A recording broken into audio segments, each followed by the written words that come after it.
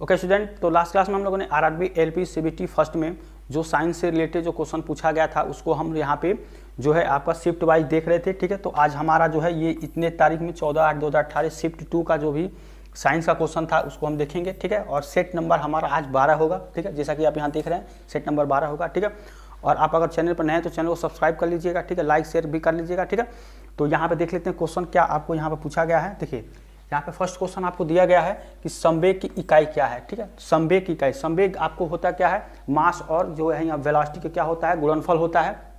तो P = कितना होता है, m × v। ठीक है, तो यहाँ पे ये आपका क्या होता है, ये संवेग होता है, जिसको आप क्या बोलते हैं अंग्रेजी में, इसको मोमेंटम कहते हैं। ठीक है, कई बार हम लोगों ने इस बारे में यहाँ पे देख चुके हैं। मोमेंटम ये आपका क्या होता है, द्रव्यमान होता है।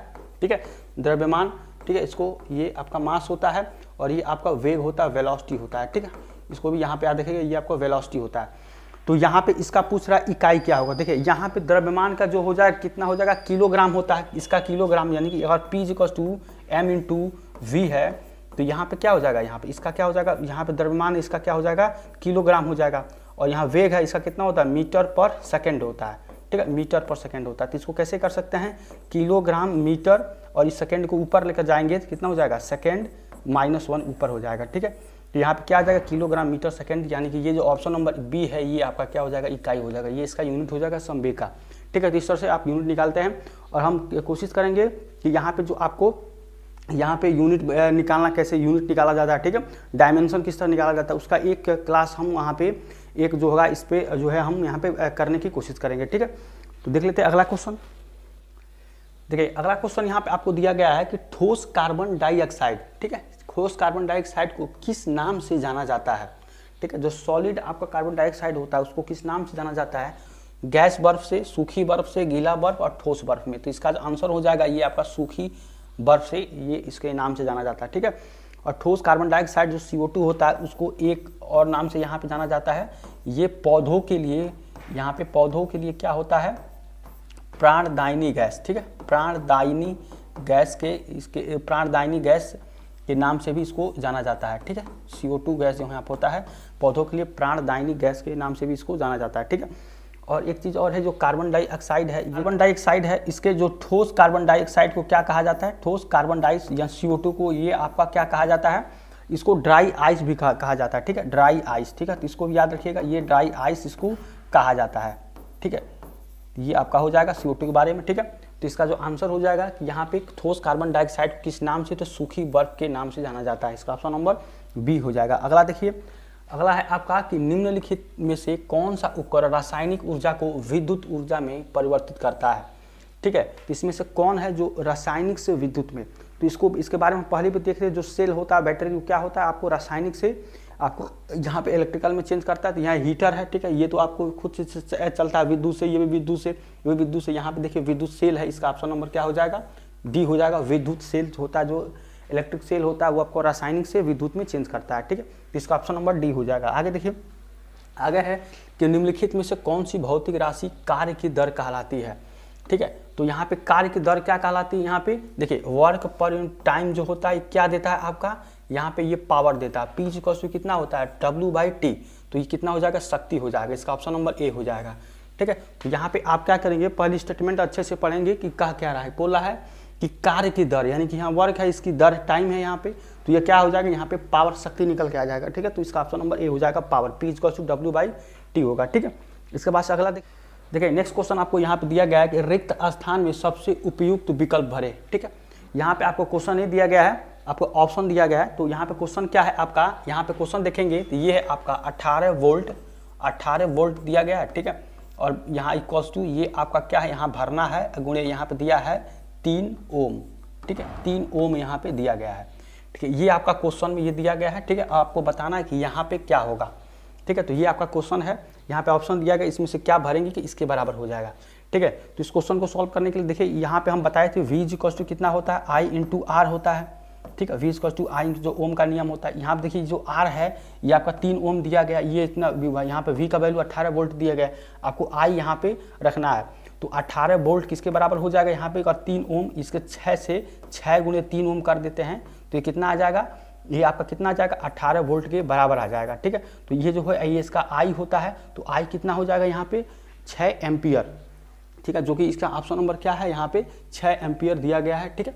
तो ये कितना, ये 6 यहाँ पे रखेंगे, 6 3 18 वोल्ट यहाँ पे निकल के आ जाएगा V = I × R के फॉर्मूले से, ठीक है। तो इसका ऑप्शन नंबर ए आंसर सही हो जाएगा 6 एम्पियर, ठीक है। और क्वेश्चन इसको सुधार लीजिएगा, यहाँ पे क्वेश्चन दे ये है आपका 18 वोल्ट = यहाँ पे खाली स्थान है और इसको आपको यहाँ पे 3 ओम दिया गया है, ठीक है। तो ये था आपका क्वेश्चन। इसके बाद से नेक्स्ट क्वेश्चन देखिए, यहाँ पे नेक्स्ट क्वेश्चन आपको दिया गया है कि किसी तरल समान मात्रा के लिए निम्नलिखित में से किस प्रक्रिया की गति सबसे धीमी होगी, ठीक है। तो यहाँ पे ऑप्शन नंबर ए क्वथन है, बी संघनन है, सी आपका वाष्पीकरण है, डी आपका हिमांक है, ठीक है।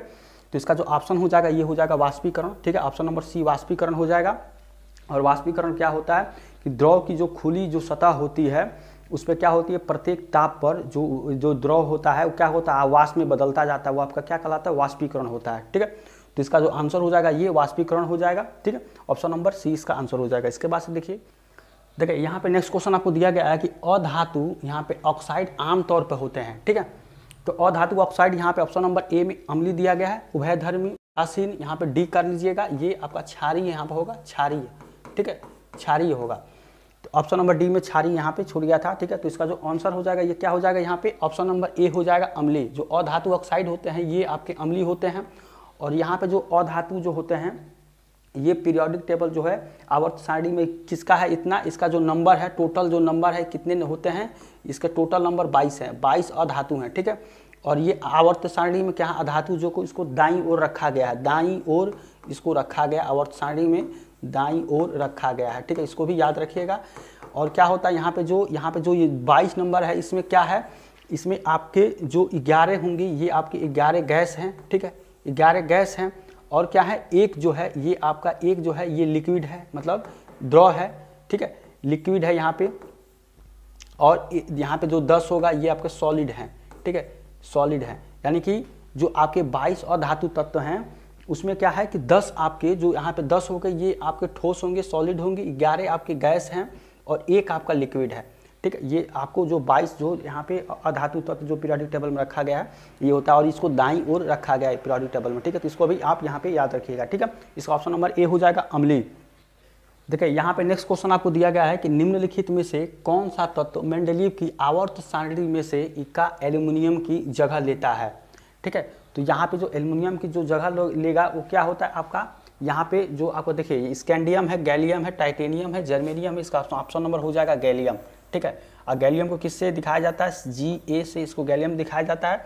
इसका जो परमाणु संख्या होता है यहाँ पे परमाणु संख्या वो आपका क्या होता है 31 होता है। परमाणु द्रव्यमान यहाँ पे कितना हो जाएगा, ये आपका परमाणु द्रव्यमान, ठीक है। परमाणु द्रव्यमान कितना होता है, ये होता है 69, ठीक है।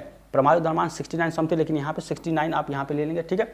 और ये क्या होता है ग्रुप नंबर 13 का ये एलिमेंट होता है, ठीक है, ग्रुप नंबर 13 का ये एलिमेंट होता है, ठीक है।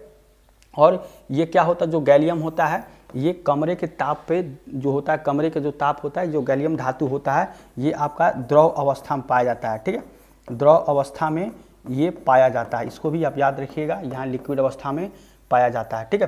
तो ये था गैलियम के बारे में। तो इसका ऑप्शन क्या हो जाएगा, जो एल्युमिनियम का यहाँ स्थान लेगा तो ये क्या हो जाएगा आपका यहाँ पे जो गैलियम हो जाएगा, ठीक है। नेक्स्ट क्वेश्चन देखिए नेक्स्ट क्वेश्चन आपको यहाँ पे दिया गया है कि यदि किसी विलयन से, ठीक है, यदि किसी विलयन से नीले लिटमस लाल रंग में परिवर्तित हो जाता है, ठीक है।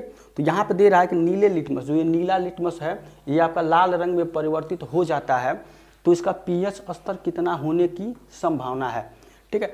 तो देखिए यहाँ पे कोई अम्ल क्या करता है, नीले लिटमस पत्र को क्या करता है वो लाल में चेंज कर देता है, जो एसिड होता है, ठीक है। तो उसका जो पीएच होता है वो 7 से कम होता है, ठीक है, 7 से कम हो जाएगा, ठीक है। तो यहाँ पे देखेंगे ऑप्शन नंबर ए में आपको 7 दिया गया है, 8 9 यहाँ पे 6 दिया गया है, तो 7 से कम यही आपका है ऑप्शन नंबर डी, तो ये आपका हो जाएगा यहाँ पे ऑप्शन नंबर डी 6 हो जाएगा, ठीक है। और जो आपका जो अम्ल होते हैं, ठीक है, ये क्या करते हैं आपको नीले से जो नीला पत्र होता है उसको लाल में चेंज कर देते हैं, तो उसका पीएच यहाँ पे क्या हो जाएगा 6। अम्ल जो ये स्वाद में खट्टे होते हैं इसके बारे में भी जानिए, ये स्वाद में किस तरह के होते हैं, खट्टा होते हैं, ठीक है, स्वाद में खट्टा होते हैं। और जो एसिड होते हैं इसका मान लीजिए कुछ एसिड है, जैसे मान लीजिए आपका HCl दिया गया, हाइड्रोक्लोरिक अम्ल, HNO3 नाइट्रिक अम्ल दिया गया है, ठीक है, सल्फ्यूरिक एसिड H2SO4 दिया गया है, ठीक है। तो ये आपको कुछ उदाहरण थे एसिड के बारे में, ठीक। इसको भी जानकारी रखिए। तो इसका ऑप्शन क्या हो जाएगा यहाँ पे, जो पीएच वैल्यू होगी ये 7 से कम, यानी आप, ठीक है। तो आज के लिए बस इतना ही। अगर आपको आज की क्लास अच्छा लगे चैनल को सब्सक्राइब, लाइक, शेयर करिए, ठीक है। और जो है इसका जो नेक्स्ट जो आपका जो सेट होगा वो हम नेक्स्ट क्लास में देखेंगे, ठीक है। और एक चीज़ और है कि अगर जैसे कि यूपी पुलिस का नोटिफिकेशन आया था, ठीक है, न्यूज़ में आया था, तो उसको हमने कम्युनिटी में डाला भी है, तो आप नहीं देखें जाकर देख लीजिएगा। अभी नेक्स्ट मंथ में जैसा बताया जा रहा था न्यूज़ में कि ये आने वाला है, तो उसके रिगार्डिंग हम लोग जो है प्रिपरेशन जो यहाँ पे अब शुरू करने वाले हैं, ठीक है। तो फर्स्ट जो हमारा क्लास होगा ये हिंदी के रिगार्डिंग होगा, ऐसे ही आपका मैथ्स का होगा। जो भी यूपी पुलिस का सिलेबस है वो लगभग हम लोग को जितना हो पाएगा उसको हम लोग जो है उसको कवर करने की कोशिश करेंगे, ठीक है। तो अगर आप यूपी पुलिस की या अन्य भी और भी कोई कॉम्पिटिटिव एग्जाम तैयारी कर रहे हैं तो हमारे चैनल से जुड़ सकते हैं। चैनल को सब्सक्राइब कर लीजिए, ठीक है, और बेल आइकन भी प्रेस कर लीजिए ताकि आपको नोटिफिकेशन समय पर चला जाएगा, ठीक है। तो मिलते हैं नेक्स्ट क्लास में, तब तक थैंक यू सो मच।